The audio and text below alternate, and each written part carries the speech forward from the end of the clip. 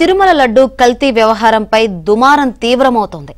లడ్డు వ్యవహారంపై ప్రపంచవ్యాప్తంగా భక్తులు ఆగ్రహం వ్యక్తం చేస్తున్నారు. దేశవ్యాప్తంగా నిరసనలు కొనసాగుతున్నాయి. తిరుమల పుణ్యక్షేత్రంలో ఇంత అపచారం జరిగిందా అంటూ మండిపడుతున్నారు. అటు జగన్ నిర్వాకంపై దేశవ్యాప్తంగా భక్తులు భగ్గుమంటున్నారు. సిబిఐ విచారణకు డిమాండ్ పెరుగుతోంది.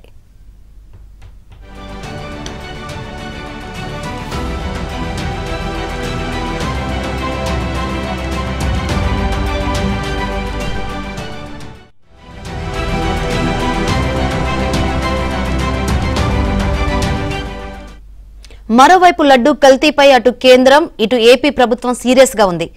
జగన్ ధర్మారెడ్డిని శిక్షించాల్సిందేనంటూ అమిత్ షా సుప్రీంకోర్టు సీజేకు పలువురు లేఖ రాశారు. అంతేకాకుండా సుప్రీంకోర్టు జోక్యం కోరుతూ పిటిషన్ దాఖలు చేశారు. లడ్డు వ్యవహారంపై ఏపీ సీఎం చంద్రబాబు నివేదిక కోరారు. ఇవాళ టీటీడీ ఈవో నివేదిక ఇవ్వనున్నారు. శ్రీవారి ఆలయ శుద్ధి చేయాలని చంద్రబాబు ఆదేశించారు. ఈ నేపథ్యంలో ఆలయాలతో పాటు ఇళ్లలోనూ భక్తుల సంప్రోక్షణలు కొనసాగుతున్నాయి.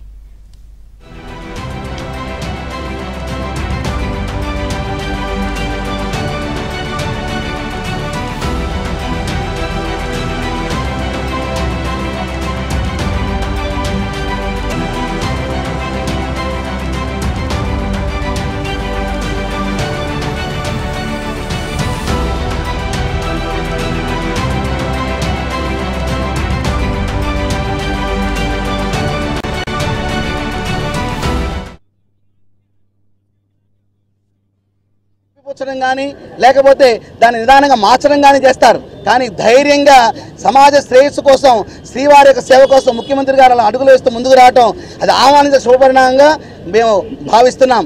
అలాగే ఎవరైతే ట్రస్ట్ బోర్డులో కొంతమంది మాత్రం ఒకప్పుడు ఉండేవారు, ఆ తర్వాత కొత్త జీవోలను తీసుకొచ్చారు.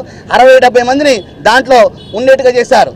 కబ్జాకోరులు, వ్యభిచారులు, లిక్కర్ మాఫియా వాళ్ళు, ఆఖరికి సాహితీ అనే సంస్థ లక్ష్మీనారాయణ గారు ఐపీ పెట్టి హైదరాబాద్లో పారిపోయిన వ్యక్తిని ఒక మహానుభావుడు తీసుకొచ్చి దాంట్లో సచ్ బోర్డు మెంబర్గా ఉంచడం, రాజకీయ పునరావాస కేంద్రాలుగా మా తిరుమల దేవస్థానం ఉన్నంతకాలం ఏ ప్రభుత్వం ఉన్నా సరే ఇది ఇలాగే జరిగే అవకాశం ఉంది. కాబట్టి ఖచ్చితంగా రేపు ట్రస్ట్ బోర్డులో ఎటువంటి నేర ఆరోపణలు ఉన్న వ్యక్తుల్ని దాంట్లో చేర్చవద్దని చెప్పేసి సమయంగా మేము తెలియపరుస్తున్నాం.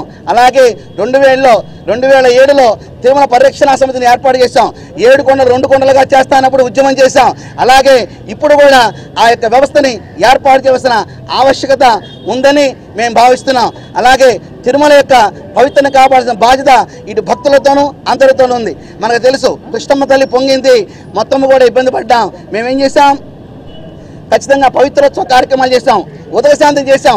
అలాగే ఇప్పుడు తిరుమల తిరుపతి దేవస్థానం ప్రసాదంలో ఎవరెవరు తిన్నామో నాతో సహా అందరూ అపవిత్రులుగా మారాం. కాబట్టి దీనికి రాష్ట్ర వ్యాప్తంగా ఉన్న దేవాలయంలో పవిత్రోత్సవ కార్యక్రమాలు చేయవలసిన ఆవశ్యకత ఉంది. తిరుపతిని ప్రక్షాళన చేయవలసిన ఆవశ్యకత ఉంది. ఎప్పటికైనా సరే అటు ప్రభుత్వం పెద్దలు కానివ్వండి, అధికారులు కానివ్వండి, ఇటు భక్తులు కానివ్వండి, సమిష్టిగా ఒక వ్యవస్థను తీసుకుని భావబంధాలు లేని వ్యక్తులని అక్కడ కనుక ఉంచినట్లయితే కనుక తిరుమల పవిత్రత కాపాడుకోబడుతుందని, అలాగే ఈ యొక్క కేసులో ఎంత పెద్దవారు ఉన్నా సరే ఇమీడియట్గా వారిని అరెస్ట్ చేయాలి, కోర్టుకి హాజరుపరచాలని మేము భావిస్తున్నాం. దీనికి సిబిఐకి అప్పచెప్పాలి. సుప్రీంకోర్టు కూడా దీన్ని సుమోటోగా తీసుకుని ప్రజలకి, ఈ భారతదేశంలో ఉన్న ప్రజలకి, ప్రపంచవ్యాప్తంగా హిందువులకి ఒక ధైర్యాన్ని, ఒక భద్రతను, ఒక భరోసాని ఇచ్చే వ్యవస్థలో న్యాయ వ్యవస్థ పనిచేయాలి, పోలీస్ డిపార్ట్మెంట్ పనిచేయాలి, ప్రభుత్వ యంత్రాంగం పనిచేయాలని చెప్పేసి మేము భావిస్తున్నామండి. గోవింద గోవింద. గత 5 సంవత్సరాల్లో అనేక దేవాలయాలపై దాడులు జరగడం కానీ, రథం దగ్ధం చేయడం కానీ, ఇప్పుడు ఈ ఇష్యూకి సంబంధించి కానీ అంటే ఎట్లా చూస్తారు? వీటికి సంబంధించి ఈ విధంగా దాడులు జరగడం కూడా నిన్న మళ్ళీ వాళ్ళు మేము ఏ విధంగా కూడా తప్పు చేయలేదు, రిపోర్ట్ వచ్చిన తర్వాత కూడా కప్పిపుచ్చేటువంటి ప్రయత్నం చేస్తారు. ఏం చెప్తారు? 1 కిలో ఆవునే కావాలంటే ఆ గోశాల యొక్క సేవల ప్రకారం 1800 కాడి నుంచి 3500 వరకు లభిస్తూ ఉంటుందండి. మరి 300 రూపాయలకి ఎలా ఆవునే లభిస్తుందండి?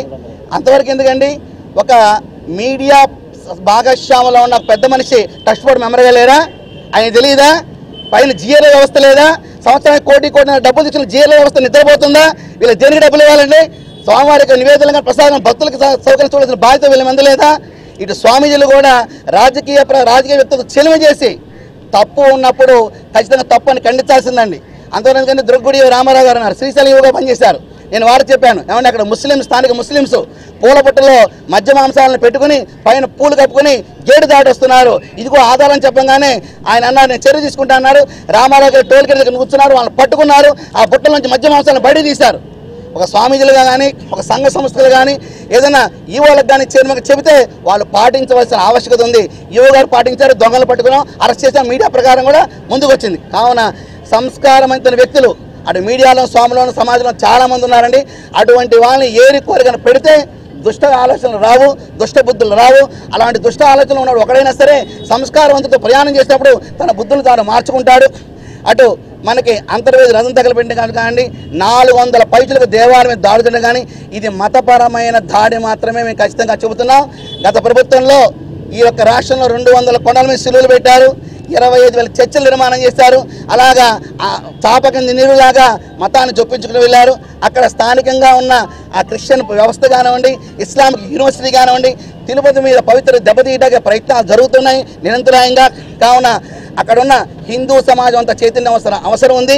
మన తిరుపతిని మనం సంరక్షించుకుంటాం. దీనికి మఠపీఠ ఆశ్రమవంతులు హిందూ సంఘాలతో సంయుక్తమైన కార్యాచరణ మా విశ్వ హిందూ పరిషత్ ద్వారా కూడా మేము ఏర్పాటు చేయడానికి సిద్ధపడుతున్నాం. జై శ్రీరామ్. తిరుమల క్షేత్రం శ్రీవారి దర్శనానికి వస్తున్నట్టు భక్తులు స్వామివారి దర్శనం అయినా కాకపోయినా అఖిలాండం దగ్గర మొక్కులు తీర్చుకొని స్వామివారి ప్రసాదాన్నే స్వామివారి ప్రతిమగా భావించి ఆ ప్రసాదాన్ని స్వీకరించి స్వామివారి ఆశీర్వాదం పొందుతున్నటువంటి సంఘటనలు కొన్ని వందల సంవత్సరాలుగా చూస్తున్నాం. కానీ ఒక దుర్మార్గపు ప్రభుత్వం 2019లో ఆంధ్రప్రదేశ్లో అధికారంలోకి రావడం జరిగింది.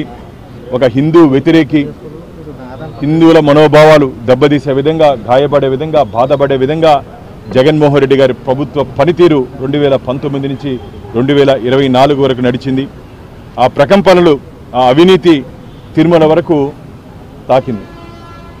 సాక్షాత్తు స్వామివారి ప్రసాదాల్లో వాడుతున్నటువంటి ఆవు నెయ్యిలో కూడా కల్తీ జరిగి తద్వారా స్వామివారి పట్ల మహా అపచారం చేసినటువంటి ఈ దుర్మార్గుల్ని శిక్షించాలని చెప్పి ఈరోజు భారతీయ జనతా పార్టీ ఆధ్వర్యంలో తిరుపతి అర్బన్ ఎస్పీ గారికి భారతీయ జనతా పార్టీ తరఫున మేము కంప్లైంట్ ఇవ్వడం జరిగింది.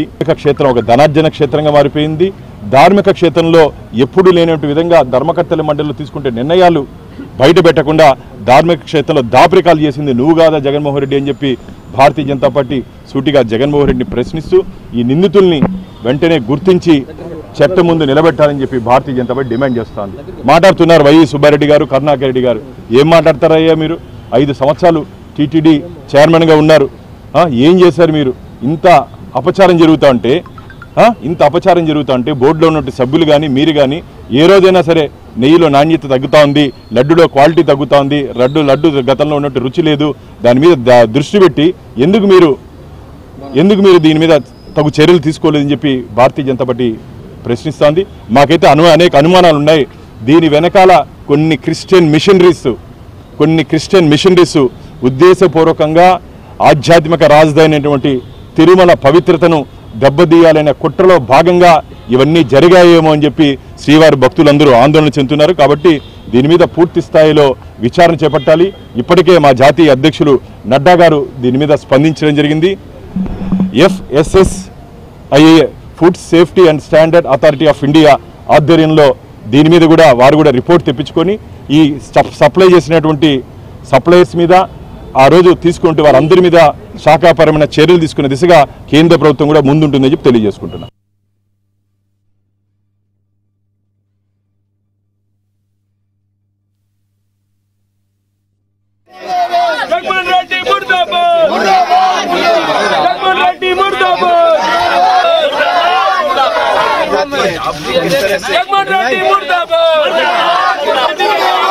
की कार्रवाई होनी चाहिए। उनने हिंदू धर्म को भ्रष्ट करने का काम किया है, देवी देवताओं का अपमान किया है, उसके खिलाफ कार्रवाई होनी चाहिए।